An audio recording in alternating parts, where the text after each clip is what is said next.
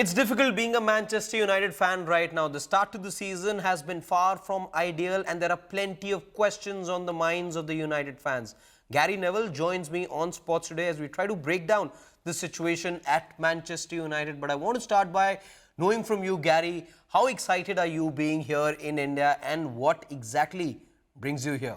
Yeah, I'm here to support Apollo Tyres and their United We Play programme, which has been going now for 4 years and giving the chance to 30,000 young children to be able to take part and win a competition, to go to Old Trafford, to train at Carrington, but more importantly to increase participation levels and excitement in football, which is something that I'm really passionate about.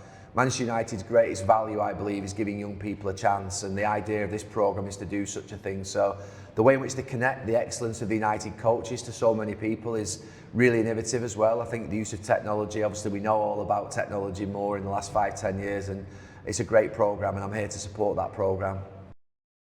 Now, United fans in India absolutely worship the club here, Gary, if I can tell you. In testing times like these for the club, what exactly is your advice to the Manchester United fans?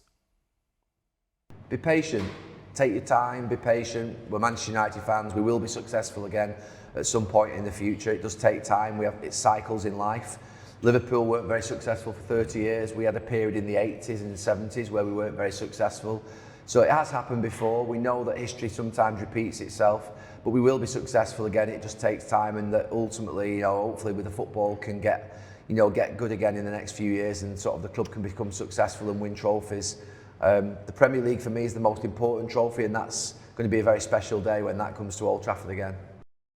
In terms of the approach, I want to talk more specific now. In terms of the approach, what do you think would be the right approach in times like these for the coach as well as for the players given the poor start?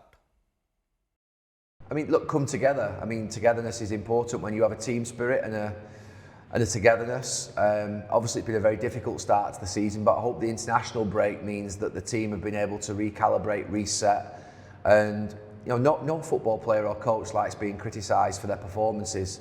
So I think now the idea of them coming together and being really aggressive as a unit and making sure that they're compact and they fight for each other and they show a level of determination to score goals. I mean, that's what they need to do in this next few weeks. No matter how you do it, just try and get those goals in the back of the net, build some confidence in your victories, and then who knows what can happen. Right. I now want to shift our conversation and talk about one man in particular, and that's the Manchester United captain, Bruno Fernandes. We all know he was given a fresh contract at the start of the season. Now, given the kind of season that he's had so far, would you say United made the best possible choice? He's been really consistent though. I mean, I have to say, for the last 5-6 years, his consistent levels of performances, his goals, his assists, you're bound to have a dip. It's obviously challenging at the moment for the team if he's not playing well, because he does have a big influence on the team. But I think he'll come out of it because he has got a passion and a determination to be successful.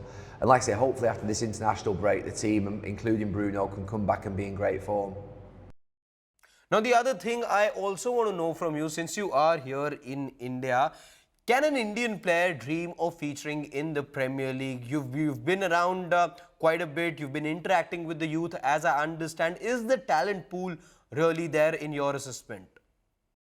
I think that with the investment now into the professional league, obviously if the access to coaches for young players and the access to facilities, all the clubs now have to, I think, put academies in place and reserve teams in place. So there is a great chance, with this emphasis on production of young talent and the coaching excellence being transferred from different countries around the world to India, there's a great opportunity for a player to come from India and play in the Premier League, I think, in the next 10-15 years, and it would have a huge impact in this country. Okay, before I wrap this conversation up with you, Gary, realistic target for Manchester United this year? I think, because it's only 7 games in the league, I think Champions League football is obviously still very important to the club. So that shouldn't change. Obviously, they'll have to improve in the next few weeks, the club and the United. But I think also winning trophies. Erik ten Hag's won 2 trophies in the last 2 seasons, and winning trophies builds confidence and belief.